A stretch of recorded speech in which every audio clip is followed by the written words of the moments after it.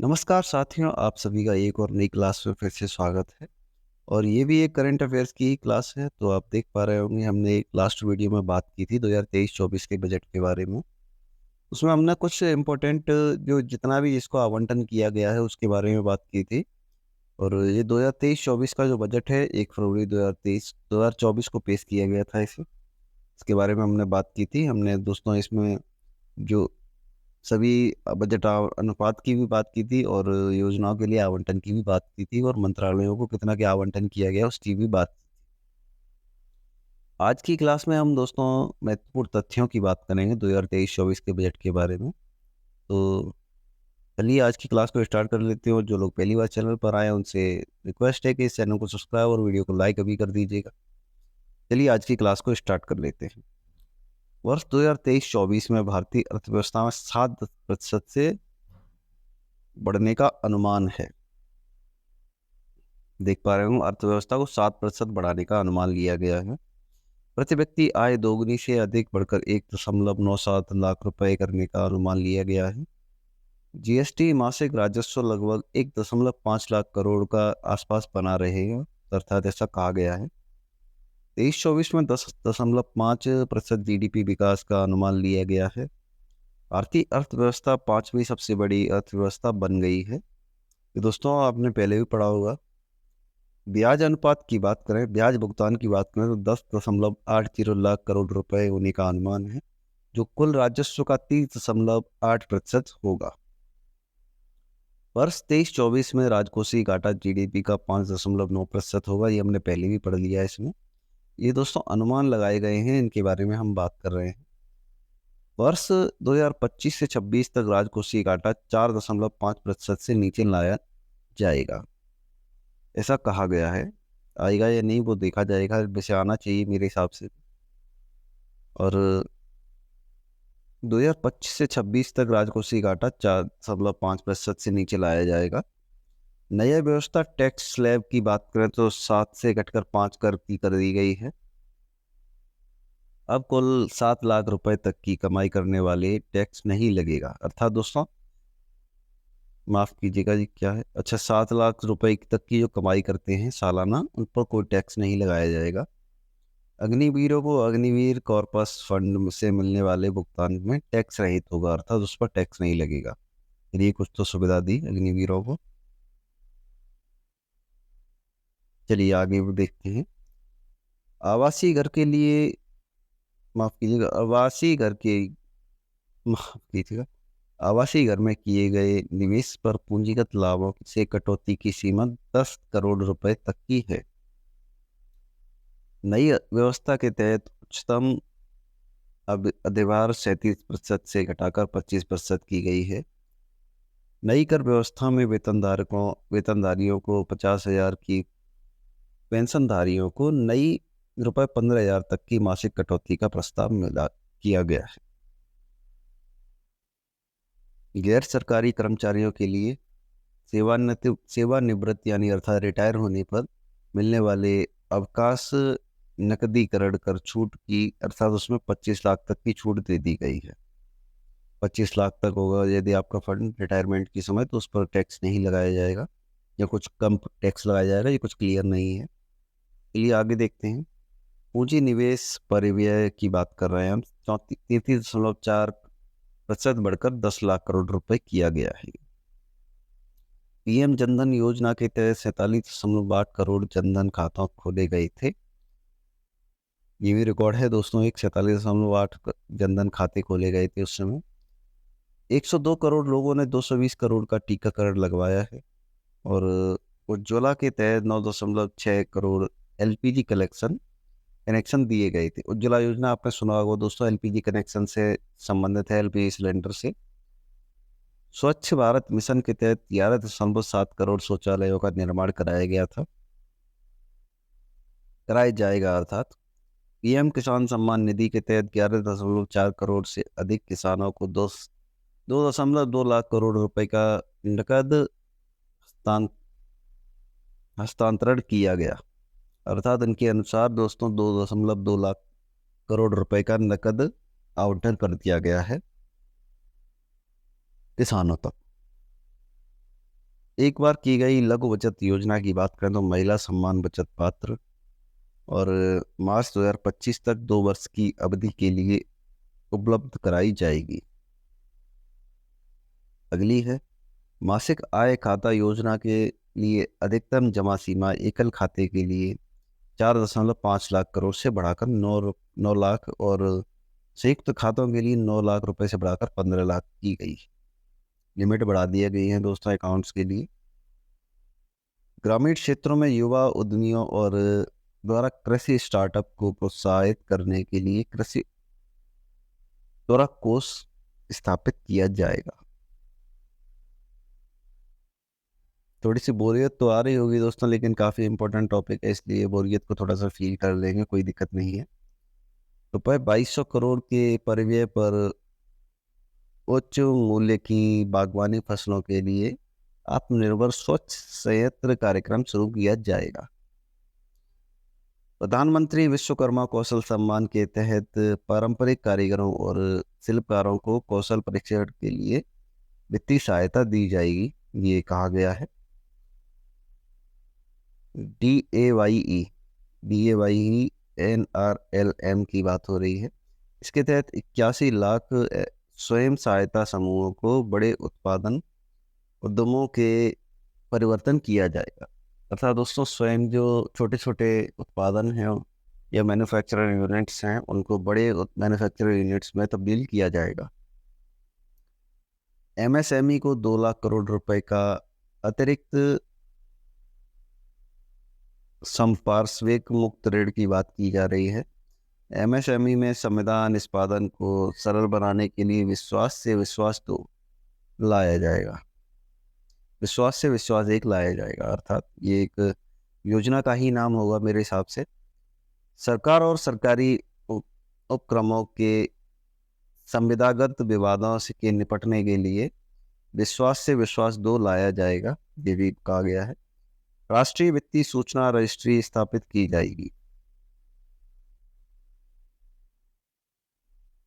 वर्ष 2023-24 के लिए रक्षा बजट के आवंटन को पिछले वर्ष के 5.25 लाख करोड़ से बढ़ाकर 5,93,537.64 करोड़ किया जाएगा, ऐसा किया गया है। रक्षा पेंशन के लिए अलग से 1,38,205 करोड़ आवंटन किए गई है, राशि आवंटन की गई है।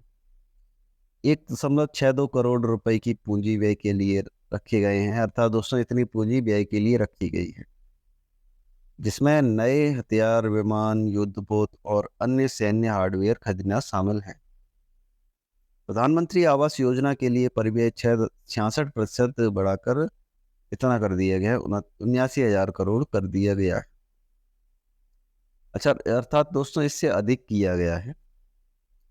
5G एप्लीकेशनों के लिए 100 प्रयोगशालाएं स्थापित की गई हैं और न्याय के कुशल प्रशासन के लिए 7,000 करोड़ के परिव्यय से ई अदालत परियोजना का तीसरा चरण शुरू कर दिया गया है, अर्थात कर दिया जाएगा। स्किल सेल एनीमिया उन्मूलन मिशन शुरू किया जाएगा। 157 नए नर्सिंग कॉलेज बनाए जाएंगे। राष्ट्रीय डिजिटल पुस्तकालय स्थापित किया जाएगा।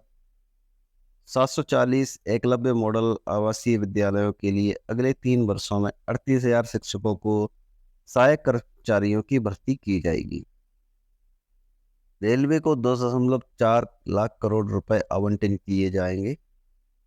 रेलवे की नई योजनाओं के लिए 75,000 करोड़ का फंड आवंटित किया जाएगा और देश भर में 100 नई योजनाओं की शुरुआत भी की जाएगी।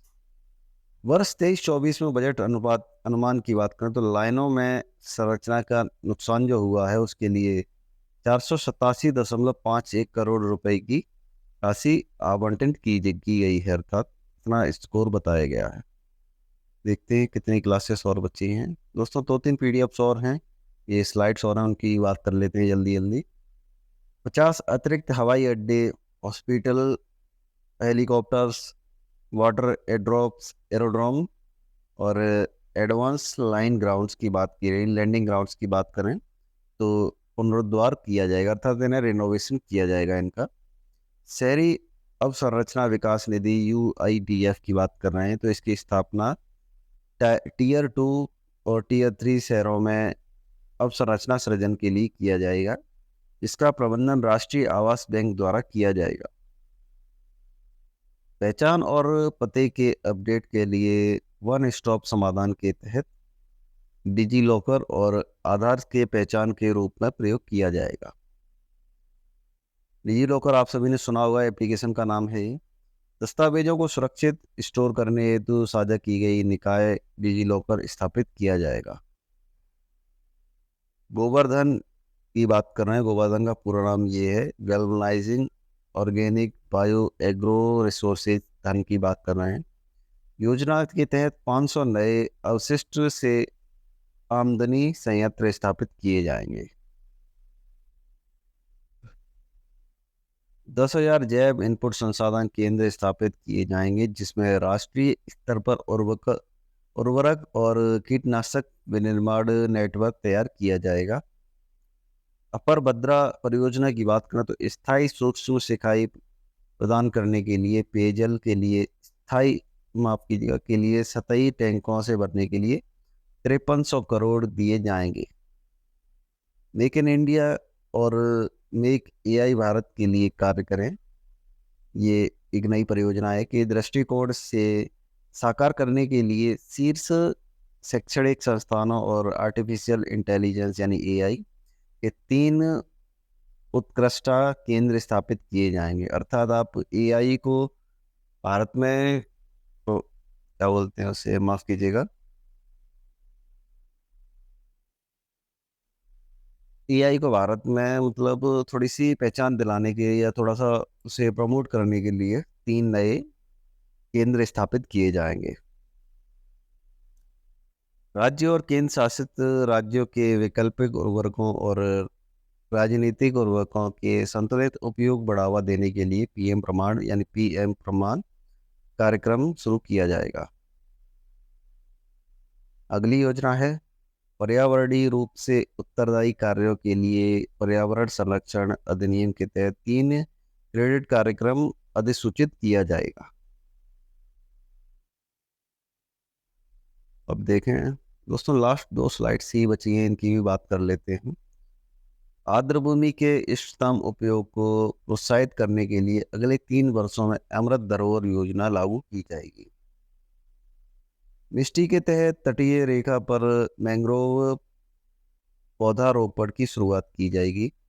3 वर्षों में 47 लाख युवाओं को वजीफा सहायता प्रदान करने के लिए अखिल भारतीय राष्ट्रीय सुशिक्षितता संवर्धन योजना के तहत प्रत्यक्ष रूप से अवतरण शुरू किया जाएगा। अगली योजना है प्राचीन पांडुलिपि और डिजिटलीकरण के भारत श्री योजना की शुरुआत की जाएगी। 45 केंद्रीय अधिनियमों में संशोधन के लिए जन विश्वास विधेयक पेश किया गया है। ये लास्ट है दोस्तों, इस वीडियो की लास्ट स्लाइड है। इसकी दोस्तों केंद्र सरकार का पैसे की बात हो रही है, तो 2023 से 24 के लिए बजट अनुमान की बात करें तो कुल 45,03,097 करोड़ होने वाला है, लाख करोड़ है ये। और रुपए की बात दोस्तों हमने इसकी दोस्तों वैसे तो डिटेल में बात कर ही ली है पूरे में, लेकिन आपको अगर लगता है तो आप एक बार फिर से इसका स्क्रीनशॉट ले लीजिए। हम पूरे वीडियो में इसकी बात करते हुए ही आए हैं। एक्चुअल में ये देखा जाए तो आपको एक ही स्लाइड में सारे मंत्रालयों की या सभी संस्थानों की जानकारी दे दी गई है, किसको कितना आवंटन किया गया है। तो उम्मीद करते हैं आज की क्लास आपके लिए अच्छी रही होगी या आपके लिए मेरे हिसाब से हेल्पफुल रही होगी पक्का, क्योंकि जो लोग पढ़ने वाले हैं उनके लिए काफ़ी इम्पोर्टेंट टॉपिक्स हैं पेपर्स के लिए जो आगे एग्ज़ाम्स आने वाले हैं।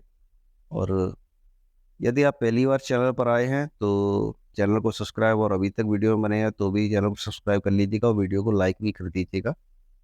आप सभी से एक और नई क्लास में मुलाकात होगी एक और नए टॉपिक के साथ में। और आप सभी को पता होगा हम डेली करंट अफेयर्स का टॉपिक लेके आते रहते हैं 3 बजे की क्लास में, और शाम को 208 बजे भी एक प्रैक्टिस सेट चलता है डेली, तो आप उसको भी अटेंड कर सकते हैं। तो चलिए अगली वीडियो में आप सभी से फिर से मुलाकात होगी, और आप सभी एक ज़बरदस्त ढंग से अपनी तैयारी को करते रहिए। और जो लोग तैयारी करते हैं उनका दोस्तों मेरे हिसाब से तो नंबर या कुछ भी जो भी सक्सेसफुल उन्हें मिलता ही है, ये कन्फर्म है। चलिए आप सभी से एक और नई वीडियो में फिर से मुलाकात होगी। धन्यवाद।